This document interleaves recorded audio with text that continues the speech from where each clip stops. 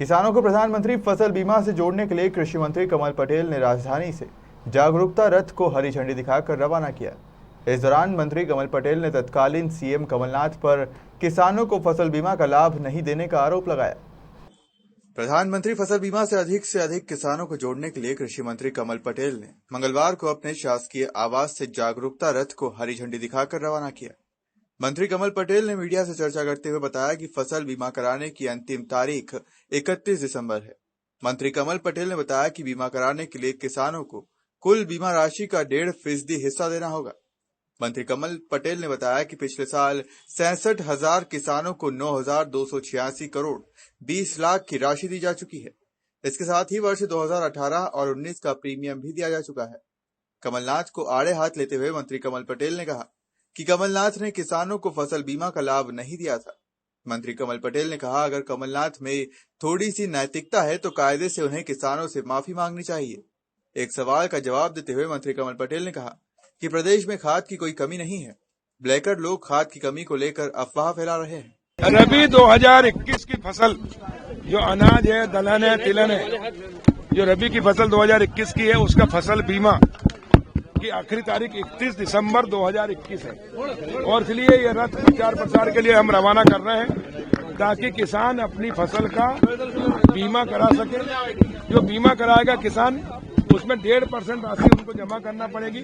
जो केसीसी जिनके हैं, क्रेडिट कार्ड, उनका बैंक काट लेती 1.5%, बाकी पैसा स्टेट गवर्नमेंट और केंद्र सरकार देती है किसानों की ओर से।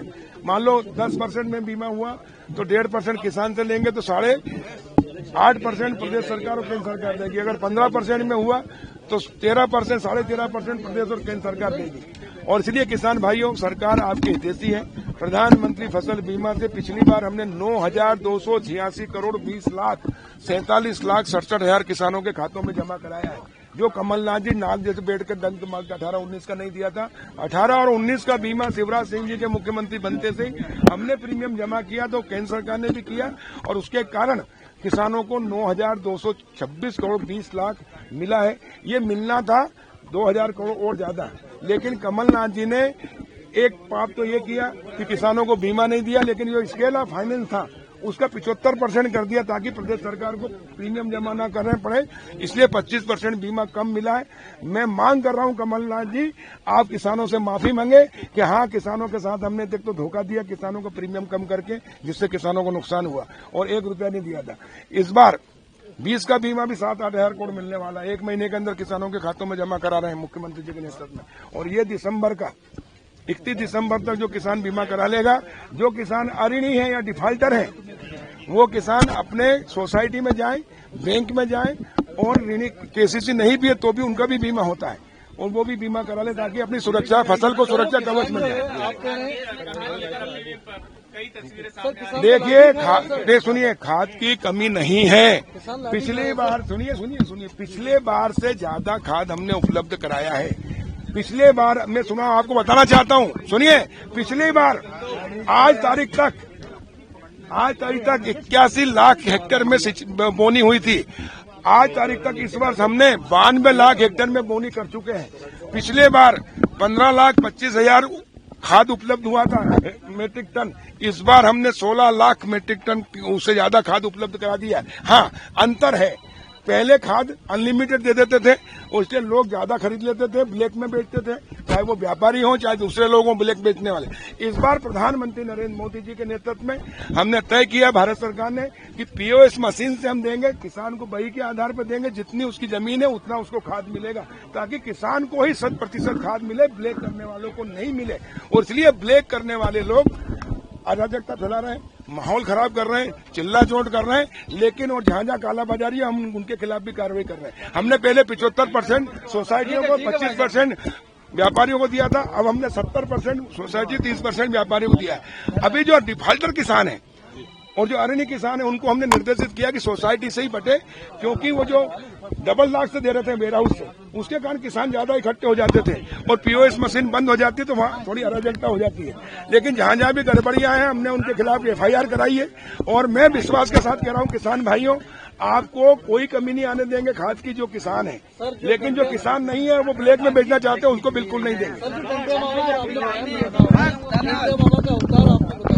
देखिए, हमारे सरकार माननीय मुख्यमंत्री शिवराज जी के नेतृत्व में जो उन लोगों ने आजादी में अपने प्राणों की आहुतियां दी, जिन्होंने जीवन भर देश को आजाद कराने की लड़ाई लड़ी, लेकिन दुर्भाग्य से कांग्रेस के पास सत्ता आई आजादी के बाद 50 साल।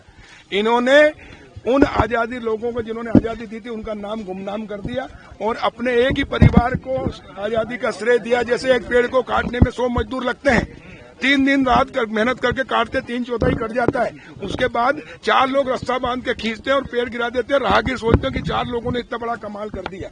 यही देश की आजादी के साथ हुआ। जिन लोगों ने कुर्बानियां दी उनका कहीं नाम नहीं, और जो रास्ता पकड़ के खींचा उनने सेहरा बांधा। और इसलिए हम प्रधानमंत्री नरेंद्र मोदी जी और मुख्यमंत्री जी के नेतृत्व में जो नई शिक्षा नीति ला रहे हैं प्रधानमंत्री जी, और उसमें जितने सही इतिहास पढ़ाया जाएगा और जिन लोगों ने देश के लिए कुर्बानियां दी उनको हम याद कर रहे हैं, उनको हम स्मारक बनाएंगे, उनका गौरव बढ़ाएंगे, उनके गौरव दिवस मनाएंगे, ताकि लोगों में देश के लिए जीना और देश के लिए मरने की प्रेरणा मिले। और कृषि मंत्री कमल पटेल सीएम शिवराज सिंह चौहान की तुलना टंटिया मामा भील से करने के अपने बयान पर कायम है। मंत्री कमल पटेल ने एक बार फिर कहा कि जो काम सभी टंटिया मामा किया करते थे, आज वही काम सीएम शिवराज सिंह चौहान कर रहे हैं। टंटिया मामा देखिए दुबले पतले थे, शिवराज जी भी दुबले पतले। टंटिया मामा गरीब कन्याओं का विवाह कराते थे, ये भी मामा भी करा रहे हैं। लोग उनको मामा कहते थे इसलिए कि वो कन्याओं का विवाह कराते थे, इनको मामा कहते हैं, और इसलिए तुलना की तो कोई अतिशयोक्ति नहीं है। टंटिया मामा जो काम किया वो शिवराज जी कर रहे हैं, और गरीबों में और मसीहा है तो शिवराज जी टंटिया मामा है।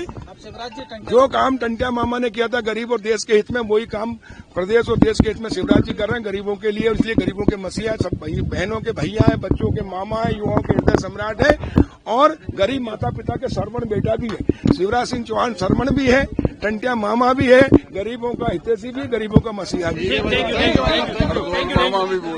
भोपाल से उमेश यादव की रिपोर्ट।